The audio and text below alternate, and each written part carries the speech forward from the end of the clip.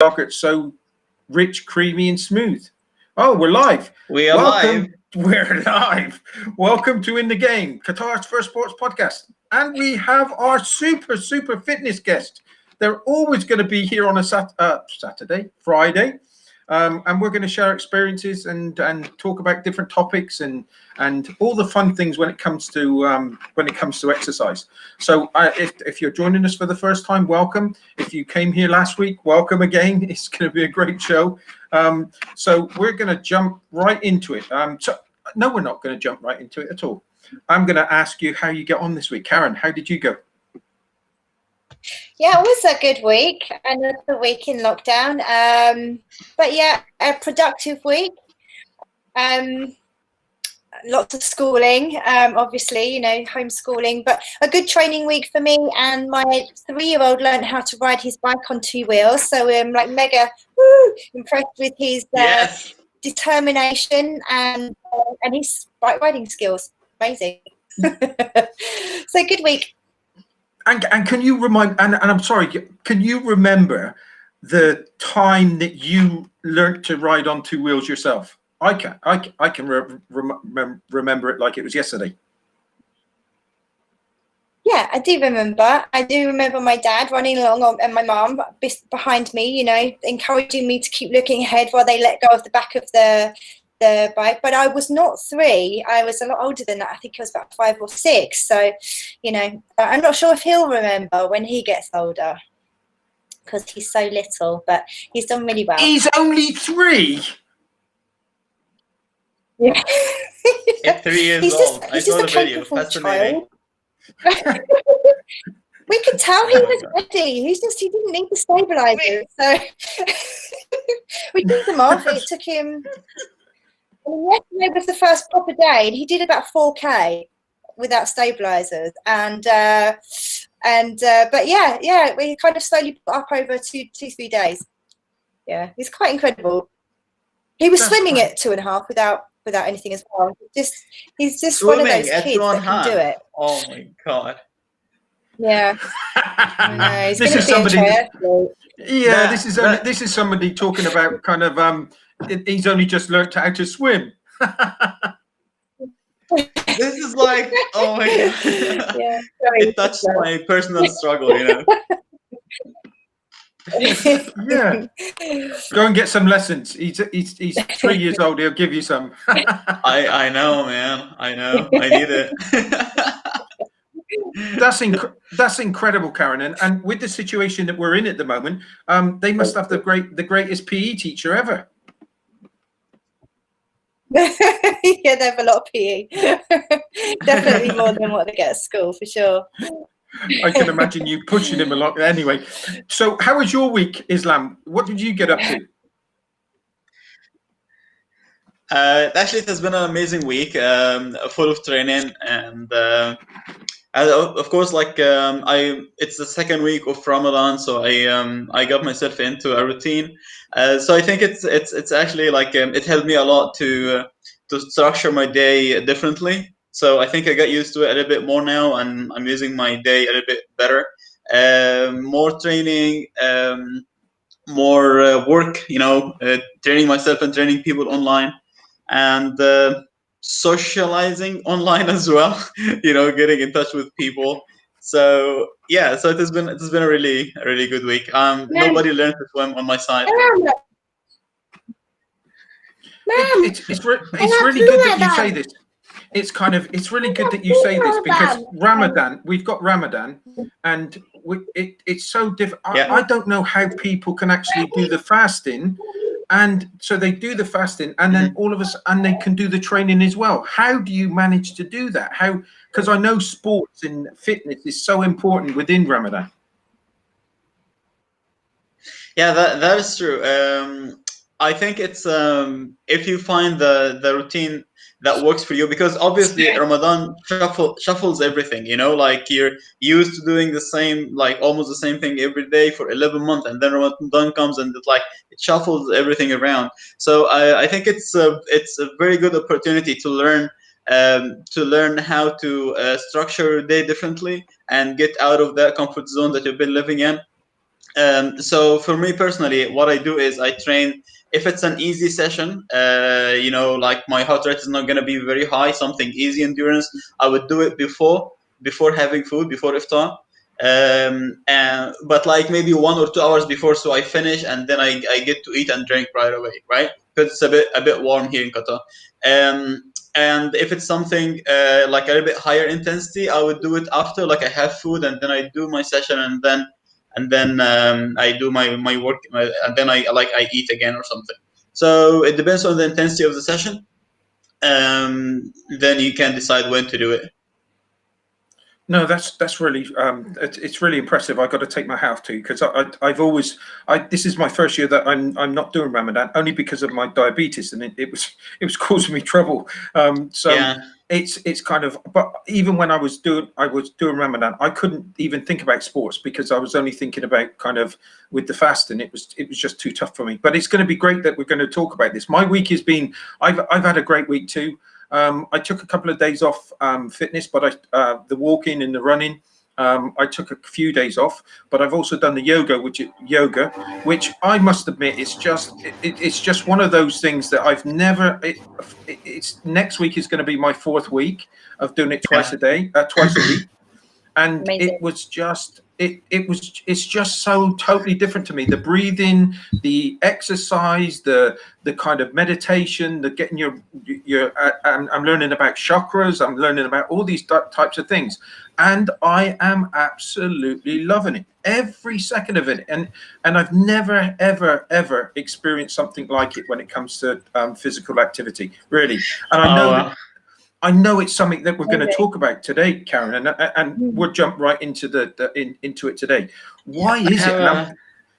Sorry, I have a couple of friends who also, like me and the other 2 friends, who started yoga as well a couple of weeks ago, and we're absolutely loving it. I always wanted to do yoga, but now we're taking it a bit more seriously. So yeah, it's amazing. It's just a game changer.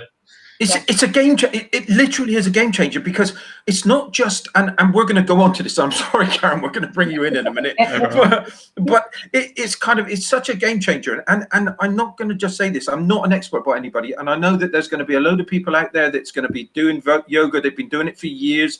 This is a new experience for me, and it's a new experience for you as well, Islam. For me, it's a game changer, because it's something that it's helping me in my own personal life. It's like the breathing, the kind of and getting more oxygen into your body, and then just thinking and clearing your mind about different things that are probably affecting you on a mental basis. It's kind of it's totally it's a game changer. Absolutely, it's a game changer. So Karen, why is it? I go out and I do a run, and I normally do about an hour and a half. But when you put yoga into comparison, why do I seem like I'm putting more effort into the yoga, and I'm not even lifting big weights or any of those type of things? Why is that? Why is that the case? Why am I doing more exertion with the yoga than I am with the physical exercise, as I thought? Well, there's a few different reasons for that. Yoga, you're using your whole body and you're concentrating poses, if you like. At the same time, you're doing something different. So you're doing these stretches and increasing your flexibility. You are working on your strength as well. There's a lot of strength work in yoga, and you're targeting multiple muscles at the same time. And when you're holding poses for a count of, I don't know, maybe 20 seconds, something like that, before you're moving on, you're placing your muscles in like an isometric hold. And so you're doing a contraction with your muscle, and you're not coming in and out of a contraction, which you're doing when you're running. Your one foot comes down and then lifts up and goes down, and you're just kind of repeating the process. But when you're doing something like yoga, a lot of the time you're holding something and you're concentrating that you try not to fall over, flat on your face, something like that. So there's a lot of work, mind and body, that goes into that move and that exercise and that type of training. And also when you're focusing on your breathing as well, and you're really using the cueing of your breathing in and out to perform exercises exercise, it's real. It's everything. You're getting everything going. So that's why you're feeling a difference. When you're running, yes, it's very stressful for the body. It's high impact. You've got a lot of wind rushing around you. You know, you've got all of that air. So you're not feeling it so much because it's something you do all the time. You know, you're walking. So running is just a little bit of a development on from that. So when you're doing something completely different and it's for the first time and you're new to it, it does feel like a lot more. It's right, because and then you've got the different poses, and then you've got the blood rushing to different parts of your body, and you can, and it's kind of there's a and it kind of, it does, you can get it go into your head sometimes, you can get it go into your waist, you can get it rushing around your body, and you do have a different feeling with it. You do kind of feel that you're getting benefits from each one of these poses that you're putting your body through. And it's one of those, and I will say this with my experience, and it's 6 weeks at the moment with my fitness, where I've stepped up the fitness. And the great thing about yoga is that each week you can see improvements that you're making. So sometimes you can't get into those poses, or you couldn't cross your legs. I literally was an absolute beginner, falling over every opportunity. I'm still falling over now. But it's amazing how you can see improvements as you go along. And I would strongly suggest to anybody to go and try this, because it just absolutely, it is a game changer.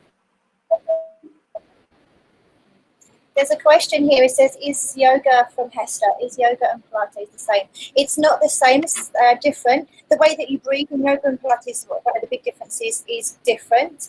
And also, yoga is more flow, and it comes from, you know, ancient times, and kind of difficult to explain. So, but Pilates is kind of very core strength focused, that was used as a means of healing the body. From Joseph Pilates years ago, he used it. He was in the army, I think, but he used it to heal his body and fix his back problems. So yoga and Pilates, there are similarities, but there are differences too. It really is. It kind of, it doesn't, you only push your body as much as you can push your body, and that's what I like about the fitness. What was your experience, Islam, with this? How did you get on? Well, I'm loving it actually, because even before doing it, like actual yoga, I used to do some of the physical part of it. So I love stretching. So after every workout, I would spend 15 to 20 minutes stretching, which is important. You know, whenever you do any kind of exercise, you need to take this time to stretch afterwards. You know. To regulate the blood flow in your body, and to put your muscles back in the regular position, if you can say. So I would spend 15 to 20 minutes stretching. So the physical part is not like, I'm not starting from the beginning, but still there is some so many challenges, like in terms of poses and stuff like that I need to work on. Mentally, like I'm doing it mainly for mental reasons, because it's like it really helps me to calm down, to focus, and like to let go and relax of all the hustle that's going on the whole day. So I would mix it with some meditation as well. So just like physical yoga and then some meditation, maybe a couple of minutes. And I find that really, really helpful, to reset both your body and your mind. How many, do you think you burn as much calories as well when you're doing these type of things? Is it a calorie burner? I wouldn't say it burns as much calories as like running or something like that, but it does burn calories. And of course, like it depends on how hard you're doing it. Like, because there are different kinds of yoga, so it depends on like what exactly you're doing and how intense your session is. But of course, it burns more calories than sitting. You know what I'm saying? So yeah, it does burn calories, but not as much as like a high intensity or like an intense exercise.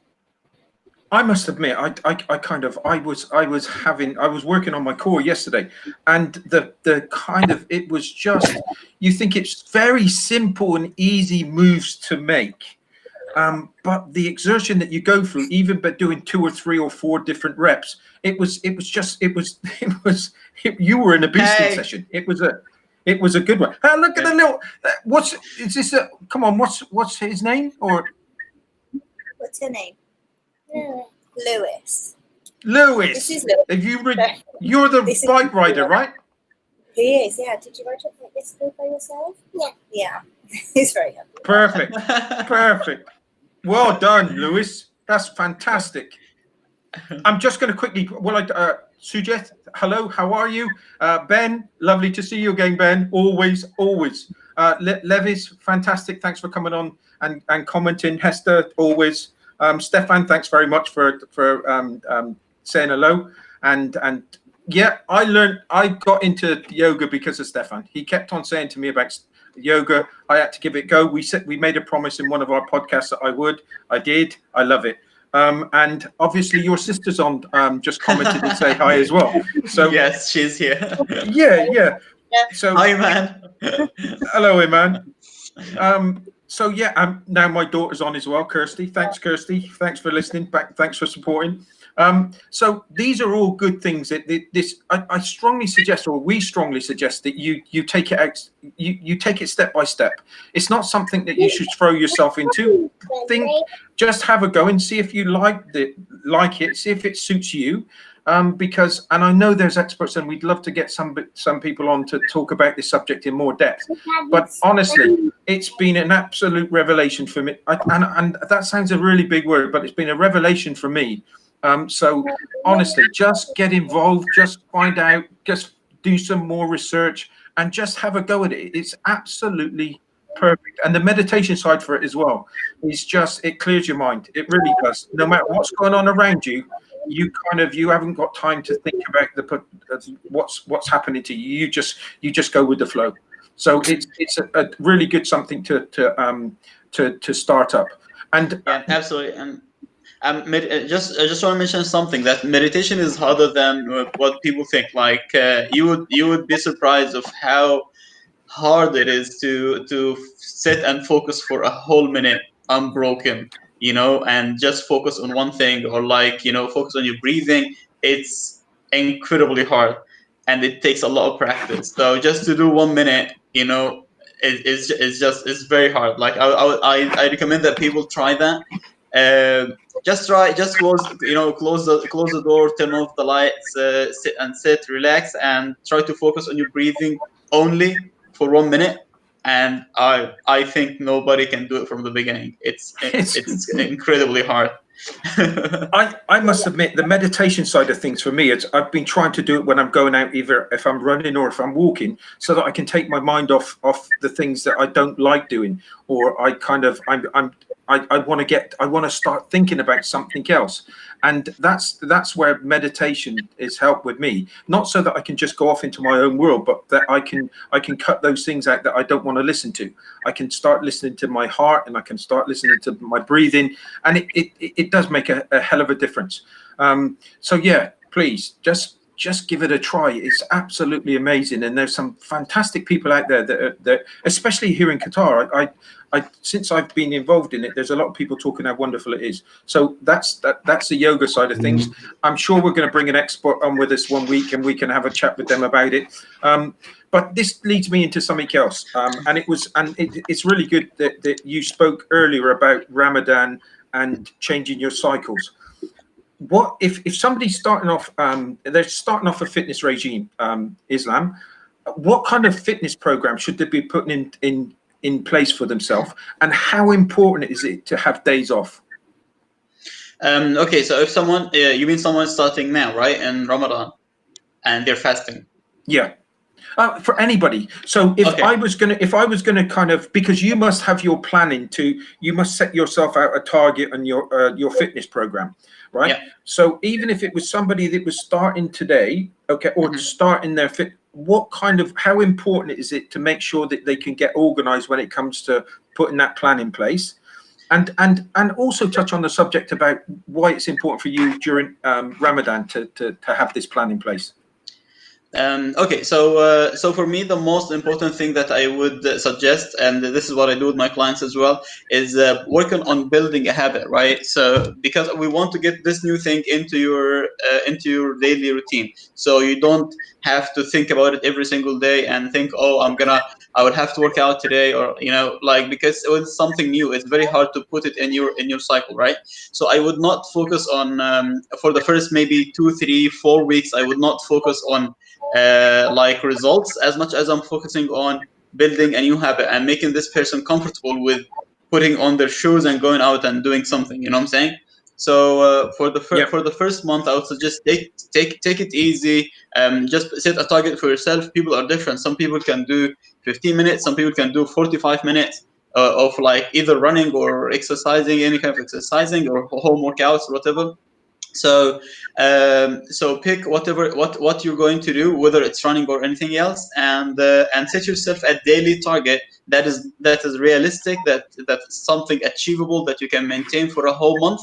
And if after this month, if you find yourself 80 or 90% committed, then it's time to step up and work on different stuff. So this is how you need to structure your first month. Take it easy, maintain whatever you're doing, and then after that you need to set a target. After you've mastered that, you need to set a target and then work on your target and see how and see what are the ways that can help you to achieve that target. But setting a target is very important. Taking days off is also important, because your body needs time to recover. You cannot just keep stressing your body and not giving it time to recover. We talked about before about how important recovery is, and Karim mentioned like also the rule of diet and the right food for recovery. So giving yourself like maybe, again, it's different from one person to another and the level of activity, but maybe every 3-4 days you can take one day off to reset your body and then go again. And I think that answers your question. And Ramadan, you asked about Ramadan, perfect. right? Yeah. So if you're starting in Ramadan, like you have two challenges. So the first thing is that you're fasting. Second thing is that we are in lockdown, right? So it's not the best time to start working out, but still, like, so many people started, especially now, because they found that starting a training routine helps them to stay sane, if we can say, like to get over like the changes that has been happening.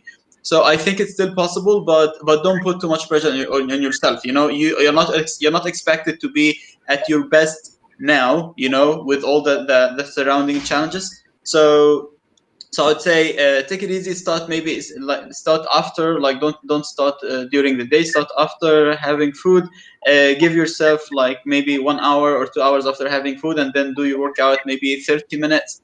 And of course, there is so much details that can go into this, like in terms of planning and all of that. But I think taking it easy from the beginning, if you're starting, taking it easy is the most important thing. And I suppose, and I'm going to come over to you and ask the same question in a minute, Karen. But I suppose it's like round the home. There's little things that you can do. I use water bottles, for example. If I 1.5 liter water bottles to kind of try to do some exercise with.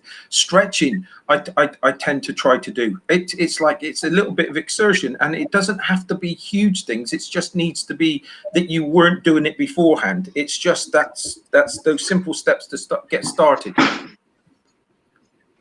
What kind of things would you say with this planning, Karen? What? Right, for getting started on exercise at home, you don't even need to be starting with any kind of added weight. You can do so much with just your body, and exercises, so much you can get out of it. Even the yoga, there's a lot of strength in yoga. So if you can't find anything at all, you feel uncomfortable using these makeshift props, just use your body weight. Just go for it with what the body that you have. You can get a lot from just using that. But just stay consistent, as Islam says. Just have it going, working on it. I kind of, and something else that I've been doing, or if I'm in the kitchen, I've got a worktop, and even I'm not that great at doing press ups because I've always been quite large, so it's quite heavy to lift, and I haven't done it for so many years. But I don't try to do the full press up. I just lean into the worktop and just lift myself a little bit. So there's little things that you can do, as you said, Karen, with your own weight. I mean, that's definitely one of the first places to start with a press up. You can do it against the wall, you can do it against the bed or a counter or something. It doesn't have to be on the floor. You can put your knees down on the floor. You don't have to have extended legs. You know, there's lots of different ways to get started. You know, runners, even the most experienced runners, they didn't start being an amazing runner. They started by moving one foot in front of the other, you know. So that's a good don't point. ever stress or feel worried about your. It's your starting place, and that's all it is, you know. Yeah, good point, Karen. Fantastic. That is just one foot in front of the other, and you just build on it. You've just got to keep on building. Exactly, and you'll be surprised the progressions, they do come quickly. If you stay focused and you stay consistent, then you will see progressions, and you will be moving on. You will be extending those legs or going down to the floor. It's just natural. Your body adapts. It gets stronger, and you can move on. Yeah, it's a really good point. Fantastic. There's a question we've got here. Somebody, Ben's going to be doing a 10K Tough Mudder this year. He's riding his bike. Is this a good way of preparing, or does he need to do a lot more? Does he need to do a bit more running instead of just taking the easy option and just riding? Yeah, no, he does need to do more, definitely. But biking, it is great at doing any kind of cross training. So including biking into your week, it does help you build up endurance, okay? And you need to build up endurance when you're doing a race like a Tough Mudder. So it is okay to have days where he doesn't just smash his body every time doing a run. He can mix it up with, you can mix it up with some cycling as well. It's great. You know, can go some really long bike rides, challenge yourself with a few hills, stuff like that. Really get that heart rate racing, you know, at the same time is saving your legs a little bit and saving those joints. And then just train smart. Come up with a running plan so that you do a mix of different runs. You don't always just do a 10K run, because you'll never feel completely comfortable if you're only ever just going to do a 10K run. Mix it up with a little bit of interval training, do some short recovery runs, and then here and there you hit out 10, 12 kilometer runs in between. So yes, you can, but you still need to run. You need to run, Ben, okay? You need to do some running, even if it's just 100 meters first. Just build it up. Build it up, Ben. Build it. Come on, Ben. You can do it. You can do it. I know you can do it. Okay, so we've talked about planning. We've talked about just taking it easy. I won't say. It's like it's kind of, and it's a matter of building up to this. You don't try and do a marathon. You've got to build up to that, and I think the biggest thing, and planning and preparation is always going to be something. Stretching, Islam, I want to say this to you because this was a big problem that I was making so much into. Just tell us exactly why it's important to warm up beforehand and stretch. Oh yeah, warming up. Okay, so when it comes to exercising, people tend to to focus only on the actual exercise itself, right? Which is very wrong and annoying in the same time. Okay, so I hate it when people start working out. Okay, so I thought it was a pain barrier. Like, it just it has to do with me personally, because I hate it when people just go there and just start working out at all, and then they finish and go home. It does not work like that. Okay, so you want to warm up, you want to cool down, and you want to stretch. Okay, these are very important, as important as the actual workout itself, right? It's like maintaining your body. Like you cannot just expect to drive your car every single day and don't do some maintenance, right? So like this, I think for me, this is like how you maintain your body. So warming up is very important. Because number one, because it brings your heart rate a little bit higher, so your heart starts working a bit harder, and pumps more blood into your body. And so when you start to work out, your blood is already circulating in a faster pace, and your heart is working hard already, right? So not starting from zero. That's number one. Number two, you need to warm up the muscle that you're going to be working, because you cannot just go and lift like 50K bench press without warming up, right? Your body's not designed to do that. You're gonna injure yourself. So you need to warm up the muscles. You need to warm up the joints. So a very good way to structure warm up is to think about the muscles that you're gonna be working, right? So for example, if I'm doing a chest day, I would warm up I would warm up my shoulder, my elbows, my wrists. I would do a couple of maybe maybe 2 sets of chest press with empty bar, just to get some blood going. So don't put so much stress in the beginning right away. Okay. If you want to run, for example, you need to warm up your knees, your hips, your ankles. Just get your joints warm before you start putting pressure on them. Make sure you do like you warm up your quadriceps, your calf, just to get everything ready. And if you do that, you're gonna notice a huge difference in your workout, especially in the beginning. You're not gonna struggle in the beginning, and you're gonna have a more efficient. Right. So just to put it in 2 points. Number one, you need two types of warm ups. The first one is to do to bring your heart rate a little bit higher. Okay, and this can be like maybe jumping into place or like doing something light activity, and then you need to warm up the muscles that you are going to work. This is very, very important. No, it is very important, because I think I hurt myself last week by doing just that. I just didn't I wasn't warming up. I really wasn't. And I thought, because my calves were feeling like big lumps of a stone in my back of my legs, I thought, oh, that's just the pain barrier I've got to go through. But it was because I didn't warm up. It was like just having stones in the back of my calves, which was not pleasant. So I back you 100%. I've started doing the warm ups as well. Karen, we're going to move on to some before we because it's like everything. This half an hour goes so quickly. I'm going to touch on some subjects that we talked about last week, which I'm really proud that we've done. I found out about Greek yogurt, but I wanted to look when we say, I'm going to start with olive oil and how important it is and what benefits it can have, Karen. Just olive oil. It's just put it into your diet, correct? Yeah, well, basically switching oils. I mean, I would say putting it into your diet. Yes, add it into your diet if it's going to take the place of something else that is not so great, like an unhealthy fat, trans fat or hydrogenated fat. Really cheap kind of. Very processed oil. So just replacing it with olive oil, you are doing yourself a service.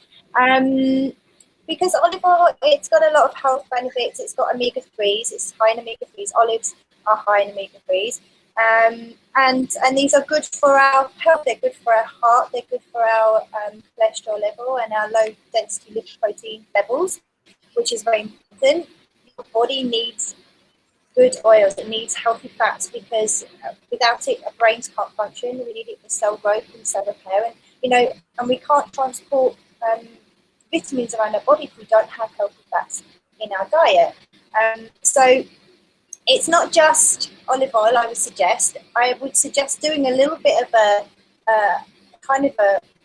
look into all of the fats that you consume and work out which one replaces something a little bit better. So look, just for an example, so if you were having peanut butter, look into the type of peanut butter that you are using. If you have like peanut butter on toast or in a sandwich or something like that, just look at the ingredients in your peanut butter and see if it's a good quality peanut butter. Change it up to something that's kind of less processed and got just peanuts in, rather than something that might have some hydrogenated fats and sugars and high amounts of sodium. So there's lots and lots of little things that you can do just to improve your diet. Just but like small little switches. And I think that's the whole message of our show today. It's like, it's moderation. It's not you got to throw yourself into something, but it's moderation. Once you start doing this exercise, you want to, and I'm particular, and I'm coming from a complete beginner's perspective. Is that all of a sudden now I'm feeling good about what I'm doing? I want to make sure that the right things go into my body. Am I going to change everything overnight? No, I'm not. I'm kind of, there's still some stuff that I've got that I would like to be able to eat. But it's all about kind of changes, and as you said, Karen, substituting those objects for something that's a lot more healthier for you, and understanding what you are going to be putting in your body and what your body requires. Yeah. One of the things, if I could just go on, one of the things that I think is really important for people to be aware of is that back in the 80s and 90s, everything was low fat and must be low fat. That's healthier. But what they did when they took out the fat, they replaced it with some chemicals and sugar to make it taste better and to increase your satiety. Can't say that word. So to make you feel fuller for longer, to make it taste better, give it a longer shelf life. But in doing that, they took away a lot of the nutrients. And how you feel about eating it. So people were eating greater quantities of worse foods in effect. So when you go back and you look at what you're eating and what you're consuming, if you eat something that's got whole fat, like a Greek yogurt, a really good Greek yogurt, not the one that's had all the fat taken out, you're putting more good things into your body, more protein, more healthy fats, and that's better for you in the long run. Now, it's going to sound like you've just brought me into my next phase, Karen, which you've done amazingly well, Greek yogurt. So I did go away and I did research Greek yogurt because I love Greek yogurt. I wanted to find out why it's different to the normal yogurt. And it's the process that you've gone through. And that's just the easiest way. You strain, if anybody knows about food, which I was a chef for quite a few years, that you get whey with the yogurt. You get a lot more whey and it's a lot more softer and runnier. And what they do is the only difference more is that they'll, instead of strain it just 2 times with normal yogurt, they'll strain it 3 times. And what that does, it takes most of the liquid out and it becomes richer and creamier. It also gives it a bit of a sour taste, but it also it trebles. I think I read it was trebled the amount of protein because of the process that it went through. It increased the protein by three times, which is just incredible. But it's not taking out. It's bringing something in. But if you go to the opposite side, where it's just the normal yogurt, then you've got more calcium in the yogurt side. So there's benefits of eating both. You can eat the normal yogurt and you can eat depending on your taste. But I can't wait because I'm doing tzatziki today. So I've got my yogurt all ready and my snacks are ready. So I'm really good. So that was a really good thing that we brought up last week, and I just didn't know the answer for, but I found the answer. And yeah, they both got the benefits. You've just got to kind of see which one that you like in your preferential taste. So I had it this morning with a little bit of honey. Now, just one more little touch. Honey. And I did only have a little drizzle, okay, a little drizzle. Is honey good for you? But is it good for you, or is it still a sugar and it's not that great for you? It's still a sugar. There is no difference. Like your body doesn't go, oh, this is honey. Like it still uses it.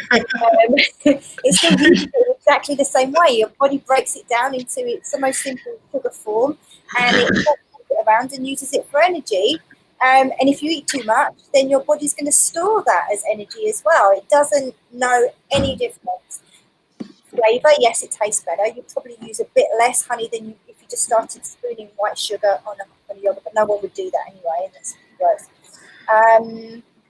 So yeah, it's the same, essentially. So again, our story today is moderation.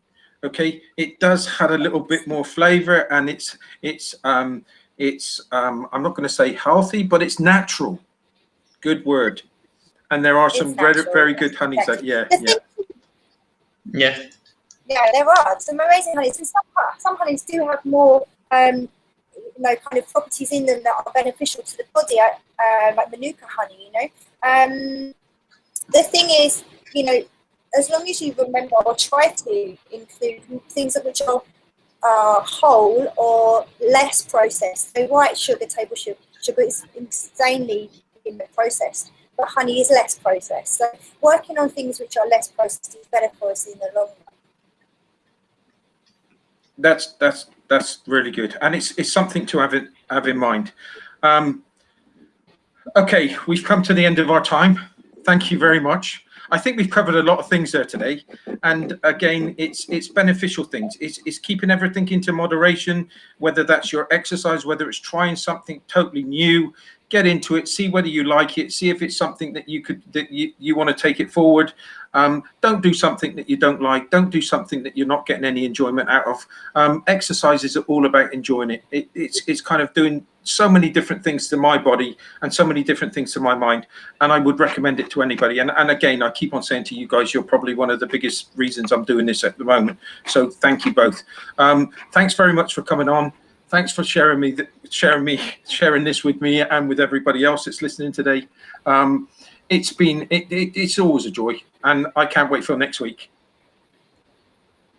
So thanks so much. Thanks for having us. Thank you so much, Steve. Great to see you. Thank you.